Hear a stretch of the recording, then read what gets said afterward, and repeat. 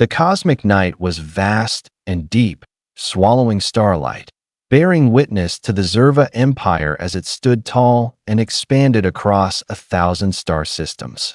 They had crushed planetary defenses, enslaved countless species, and rewritten civilizations with brutal efficiency. Earth, in their eyes, was merely a faint speck, an isolated rock with primitive inhabitants still clinging to combustion engines and throwing crude metal sticks at each other. To conquer this place? A mere administrative task. Commander Zargath, with apathetic eyes, watched as the colossal war fleet glided into Earth's orbit. His mind was preoccupied with the crystalline display, where meaningless casualty projections scrolled by. The Earthlings would resist, as all species did. But the scenario had been perfectly simulated.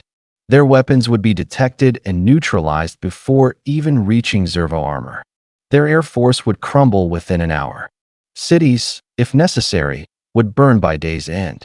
Humanity would kneel. Zargath strode across the bridge, his armored talons clicking against the polished obsidian floor. Holographic displays showcased major Earth cities. Hundreds of Zerva warriors, their massive exoskeletons gleaming with battle-hardened alloy, stood motionless like statues, a few even chatting amongst themselves to alleviate the boredom. This was just a routine operation, nothing more. Surface activity detected, strategist Vestra reported, her tone as indifferent as if mentioning an approaching drizzle. They are attempting to launch crude explosive devices. Zargath scoffed. Vestra pointed at the screen, intercepted before leaving the stratosphere. Their launch technology is laughable, still using fuel-based propulsion. The commander was dismissive. Send the standard message. Offer surrender. We have no time for theatrics. Moments later, every electronic screen on Earth flickered. The image of Zargath appeared, his familiar address broadcast across the planet in a deep, multi-toned voice. People of Earth, rejoice. Today, you join the Zerva Empire. Do not resist. Compliance will ensure your survival. You have a 99.999% probability of surrender. Any attempt to fight is an act of statistical ignorance. Silence descended. Then, Earth's response crackled through the transmission, imbued with reckless disregard. Zargath blinked. Another voice, filled with static and defiance. Hey there, buddy, why don't you shove that surrender speech up your ass? The signal abruptly cut off as the Zerva scrambled to regain control. Zargath's mandibles twitched, confusion evident. All species resisted, but this attitude was different. Not a desperate plea nor a foolish battle cry, but blatant mockery. He turned to Vestra, who also seemed perplexed. They just insulted the Empire? Zargath asked. Vestra hesitated. Yes, Commander. Zargath sighed, deciding to ignore it. Words were meaningless. The Zerva war machine had already begun its advance. The planetary assault unfolded as predicted. Earth's air defenses were obliterated within minutes.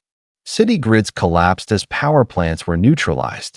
Military outposts fell, their commanders watching in horror as their missiles detonated harmlessly against Zerva energy shields. Resistance was crushed before it could even begin. But something felt amiss.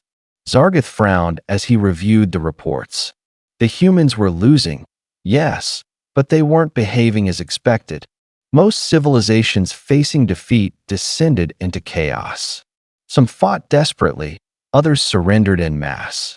Earthlings, however, were strangely composed, eerily calm. They were even laughing. Battlefield reports indicated that even with their weapons useless, human soldiers were joking, comparing the invasion to some humorous film and quipping about getting their asses kicked on home turf. And then there was music. Somehow, the Earthlings had found a way to broadcast music across Zerva comm channels, across multiple fronts. Zerva squads advanced to bizarre electric guitar riffs and rhythmic shouting. One particularly baffling piece featured a human voice screaming, "You can't stop rock and roll," before an explosive sound. Vestra turned to Zargath, completely bewildered. What is this? Zargith rubbed his temples, exasperated. I assume it's some form of psychological warfare. Should we counter it? No. Let them cling to their primitive defiance. It will not change the outcome. Yet, deep down, Zargith felt uneasy. In a dilapidated briefing room beneath an old military outpost, dim lights cast shadows on the weary faces of a dozen figures.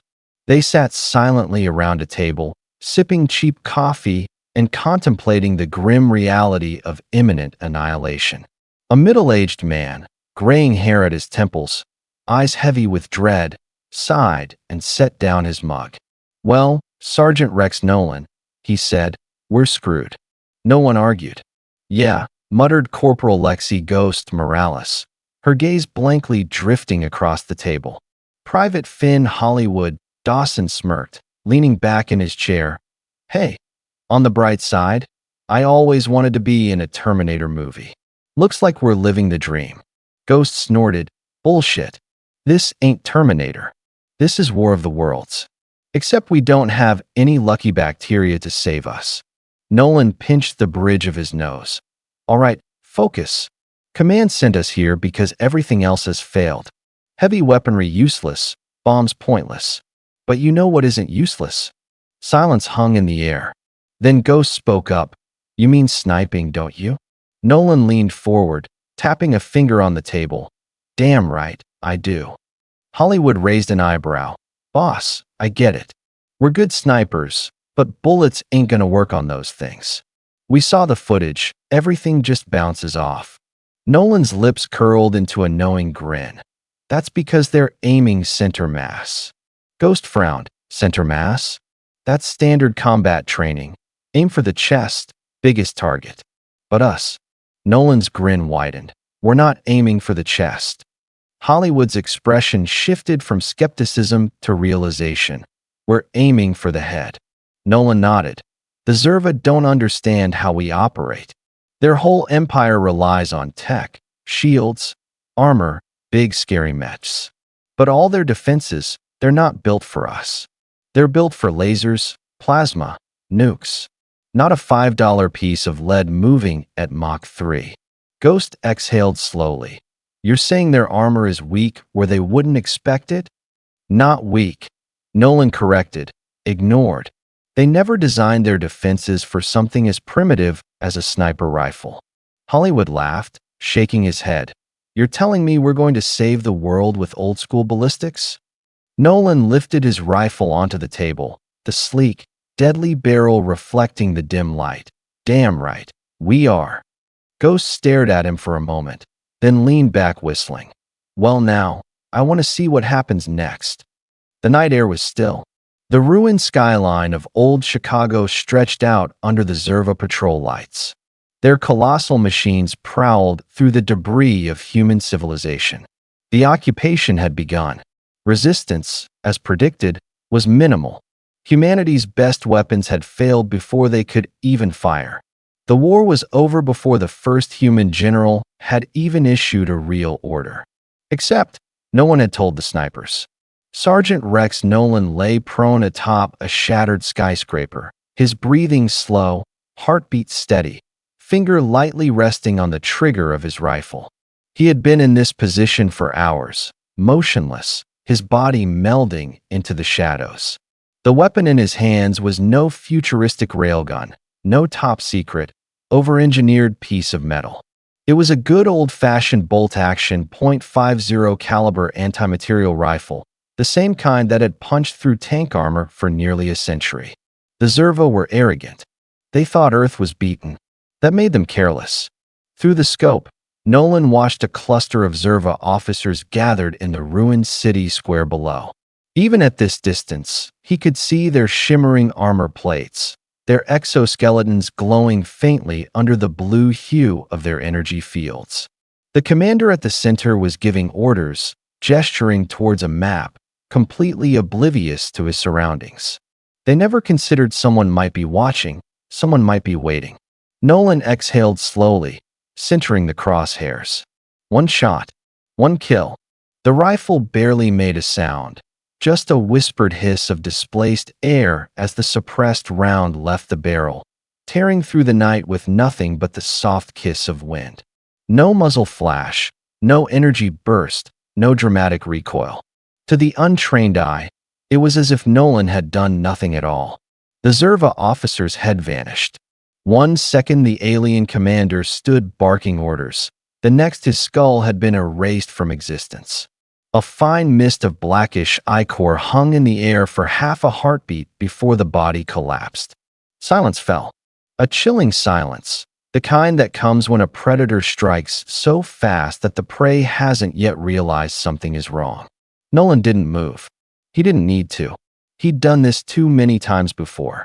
The first Zerva soldier to react wasn't even sure what he was reacting to. He simply noticed his superior's absence and turned, confused. Another soldier pointed at the body, mandibles clicking in what might have been the Zerva equivalent of shock. Several of them started scanning the area, weapons raised, their luminescent eyes flickering between infrared and ultraviolet spectrums, searching for heat signatures, energy pulses, anything. They found nothing. Nolan allowed himself the smallest smirk. Sniping had been ghosts long before technology had caught up to the concept. A panicked voice crackled over the Zerva comm channels Nolan had tapped into earlier. Commander Tok'ra is down. I repeat, the commander is. A second shot cut the transmission short. Another officer dropped. Chaos erupted in earnest.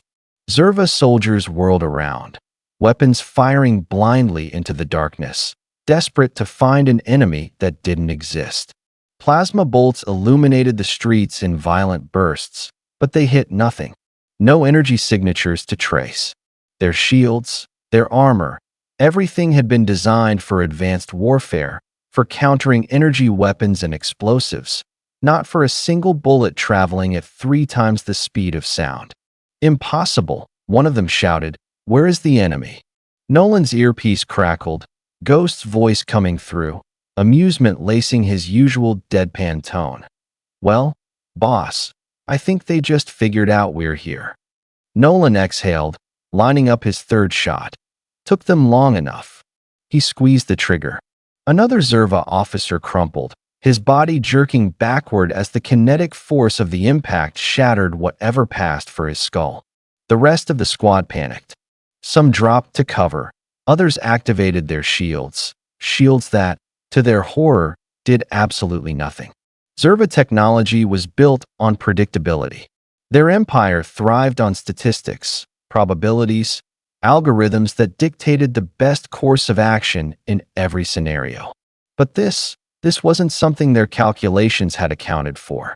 Their enemies weren't using railguns or energy pulses. They weren't launching drones or deploying cyber warfare. They were using hunks of lead, and the Zerva had no idea how to stop it. Dozens of blocks away, Ghost was perched atop an abandoned office building, his rifle nestled comfortably against his shoulder, watching the carnage unfold through his own scope. His shots were just as precise, just as deadly. Hey Nolan, Ghost murmured over the comms. You think they figured out we're not playing fair yet?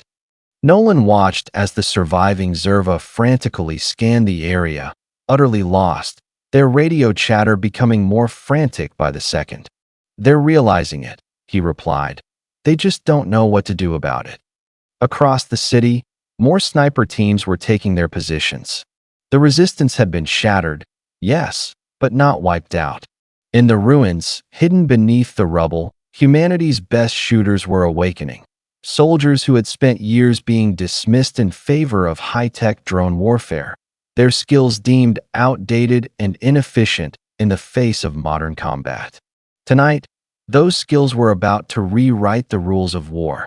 In an underground command center several miles away, Zerva strategist Vestra stared at the incoming reports, her mandibles twitching in something dangerously close to panic. This cannot be correct, she said sharply, scanning the casualty list. Our forces are being eliminated, yet there are no energy readings, no visible attackers. Zargith paced behind her, his usually composed demeanor beginning to crack. Explain. Vestra hesitated. then pulled up footage from a Zerva soldier's helmet cam. The video played in real time. The soldier crouched behind cover as his squad searched the area. Then suddenly, the commander fell, his head evaporating before he even had time to react. No weapon discharge, no energy distortion, just death. Zargatha's claws curled into fists. What is this? Vestra's voice was barely above a whisper. Ballistics. The word tasted foreign, ridiculous. It had been millennia since the Empire had fought a species primitive enough to rely on such a thing. Projectiles were obsolete, crude, a relic of a time before energy supremacy. And yet, their soldiers were dropping like vermin in the rain. This cannot be happening, Zargath muttered. Where are they attacking from? Why are our shields ineffective? Vestra stared at the footage, her mind working through calculations she had never expected to make. Their weapons do not emit energy, she murmured. They do not give off heat signatures, they are. She hesitated, as if the very concept defied logic. Silent. Zargatha's eyes flared. We must find them. Deploy the aerial scanners. It will not matter, Vestra said hollowly, watching another officer's vitals flatline on screen. They are not leaving a trace. Zargatha's breathing grew shallow as the realization sank in. They had conquered planets, extinguished civilizations. They had countermeasures for everything. Energy weapons, cyber attacks, orbital bombardments. But this was a kind of warfare they had never prepared for, a kind of warfare where death came without a sound. Zargath turned away from the screen, exhaling slowly. For the first time in his career, he felt something foreign, something cold. It was fear. And somewhere out there in the dark, the snipers were still watching, still waiting, still taking their time, one shot at a time, one kill at a time, until there was no one left to fight. The silence between each shot was worse than the kills themselves. Zerva soldiers, once the proud enforcers of an empire spanning hundreds of star systems, now huddled behind cover, their luminous eyes wide with fear. Plasma rifles designed to incinerate entire squads in a single blast were clutched in shaking hands. Their shields, once their ultimate defense, flickered uselessly, unable to detect the incoming projectiles before it was too late. They had faced planetary resistance before. They had fought armies equipped with missiles, energy weapons, even nuclear warheads, but never this, never the unseen death, the whispers of steel slicing through the air at speeds too fast for their scanners to register. Their enemies didn't announce themselves. They didn't charge with suicidal bravado or launch desperate attacks. They just waited, and then, in the span of a heartbeat, someone died.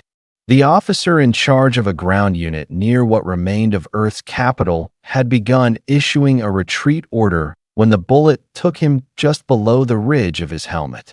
The force of impact sent him sprawling backward, ichor pooling beneath him in the dirt. His subordinates didn't even know which direction to look. Soldiers fired blindly into the ruins, their glowing plasma rounds streaking against crumbling buildings, against the wind, against nothing at all. They weren't even fighting back. They were reacting, and they were failing. The Zerva Empire did not fail. In the underground command center, Zargatha's claws dug into the surface of the war table. His mind, conditioned through years of strategy, struggled to make sense of the carnage unfolding in real time. Every alert that flashed on the holographic map told him the same thing. His forces were dying, yet his enemy remained invisible. Strategist Vestra stood stiffly beside him, her mandibles twitching. "We have lost 43 high-ranking officers in the last hour," she stated, her voice rigid, emotionless, out of sheer necessity. "The casualty rate is increasing. Whatever these things are, they are spreading." "Not things," Zargath growled, his temper fraying. "Humans." Vestra hesitated before correcting herself. "Yes, sir." Zargath inhaled, steadying himself. His kind prided themselves on logic, on unwavering precision. Panic was for lesser species. Yet, watching his battlefront crumble, He could feel it lurking beneath his skin, pressing against the edges of his discipline. "We need to neutralize them," he said. "I want every available surveillance drone deployed. I want thermal scans, aerial sweeps, kinetic sensors. We will find them." The request was immediate. Squadrons of Zerva drones equipped with advanced sensory arrays lifted into the sky, their optics scanning for any trace of movement. Every Zerva soldier on the ground was ordered to activate infrared detection. Scanners pulsed across the ruined cities, searching for a signature, a heat source, a shadow. Nothing. Not a single human form. No power sources, no energy readings. The only thing the Zerva found were their own dead. Zargith's claws drummed against the table. "How can they hide from us? No species can be this elusive." Vestra said nothing, her eyes darting between the data streams. The readings didn't make sense. These were primitive weapons, crude kinetic projectiles, yet they were operating with absolute precision, as if wielded by ghosts. The shots were fired from miles away, the snipers moving after every confirmed kill. The Zerva had never encountered an enemy like this, one that did not charge forward, did not scream in defiance, one that simply watched, waited, and executed. Another alert blared. The Zerva squad stationed outside their main deployment zone had begun transmitting distress signals. They weren't being hit, yet something else was happening. They were abandoning their posts. Zargith stared as transmission after transmission came through. Entire units were going dark, not because they had been eliminated, but because they were running. Some had discarded their weapons altogether, fleeing into the ruins of the cities they had once conquered. Others were activating emergency beacons, requesting evacuation from the battlefield. Zerva warriors did not flee. And yet, here they were, scrambling for the dropships, breaking formation, deserting their commanders. Zargith slammed a fist onto the table. "What is this madness? They outnumber these creatures 10,000 to 1. Their weapons could obliterate a continent. Why are they running?" Vestra hesitated before responding. "They are not trained for this." Zargith turned sharply. "What?" "The Zerva Empire has built its war doctrine on overwhelming force, on precision strikes, on certainty." Vestra gestured to the data, to the collapsed front lines, to the fact that despite their overwhelming technological superiority, they were losing. "But this is chaos. Our soldiers are not trained to fight an enemy they cannot see, cannot hear, cannot even anticipate." Her voice lowered slightly. "And neither are we." A tremor passed through Zargith's body. He knew it was true. Their empire had calculated every possibility, had conquered hundreds of planets using sheer might and calculated precision. But war had always been predictable. There was always a pattern, a system to break, a strategy to counter. But not this. How could they counter fear? A Zerva sergeant's voice crackled over the emergency channels, raw and desperate. "Command, this is Unit 87. They're everywhere. We don't know where they are, but they're watching us, waiting. We can't. The transmission cut to static, followed by a single, distant show. Vestra exhaled through clenched mandibles. "We are losing them." Zargith's hands curled into fists. He had to reassert control, had to do something. "All remaining forces," he ordered sharply, "regroup at primary strongholds. Focus all efforts on defensive fortifications. If we cannot find the enemy, we will force them into the open." It was a logical strategy. If they could not hunt these snipers, they would lure them out. But Vestra's expression did not shift.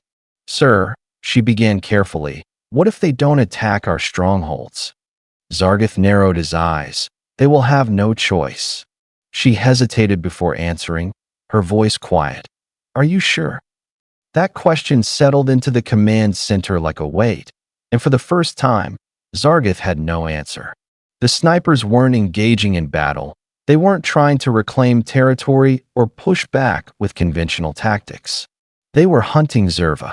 Zerva weren't being outgunned. They were being culled. Zargith forced himself to remain calm. He had to think. had to adjust. There had to be a way to end this. They were still the Zerva Empire. They had never lost. And yet, the incoming casualty reports spoke for themselves. He turned back towards the holographic map, his mind racing. He would find a way. He had to.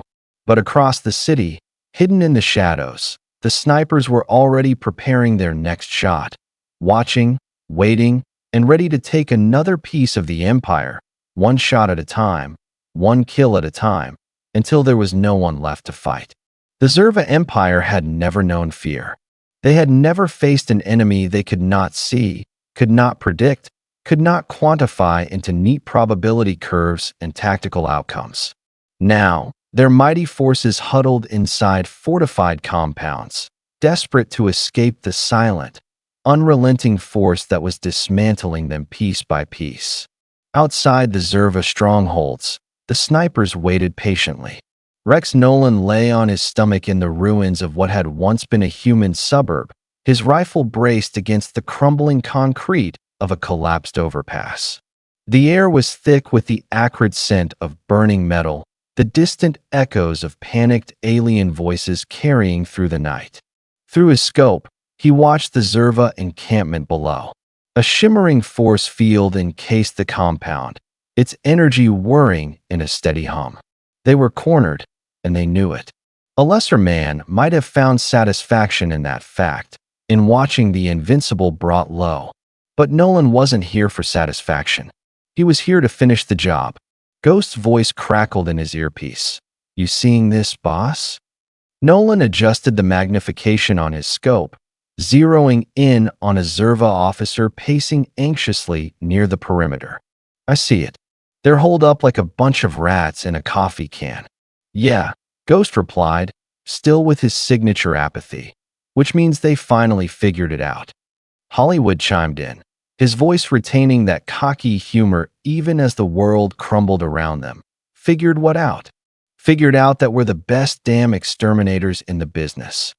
Nolan smirked, but kept his focus. "Figured out that shields don't mean shit if you're already inside the box." The Zerva had retreated behind their force fields, convinced it was their last, best defense. But Nolan had been fighting wars longer than he cared to admit, and he knew a siege when he saw one. Shields only worked when they kept an enemy out, not when the enemy had already slipped inside the cracks. And humanity had always been good at slipping through the cracks. The aliens were running out of leaders. Their once perfect formations had crumbled into desperate clusters of survivors, most too terrified to step out of cover for fear that the next step might be their last.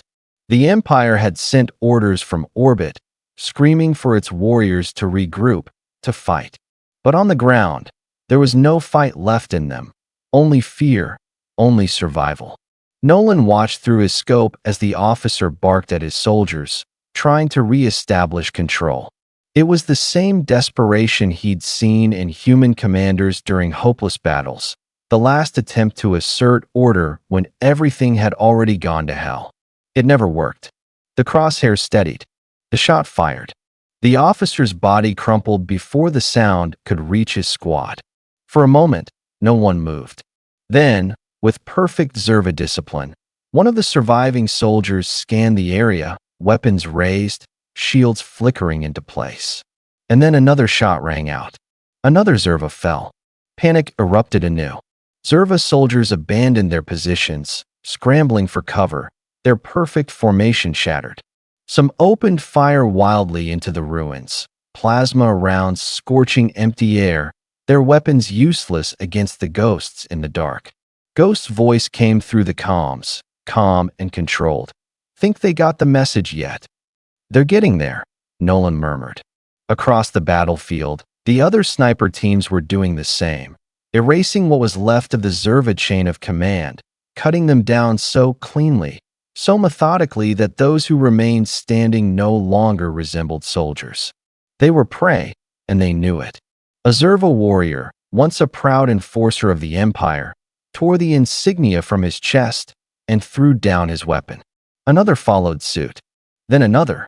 The surrender began, not with a formal declaration, not with any grand speech of defeat, but with the simple, undeniable truth that they had already lost. From orbit, Zargith watched in horror. The transmission feeds from the battlefield told him everything. He had lost all but a fraction of his forces.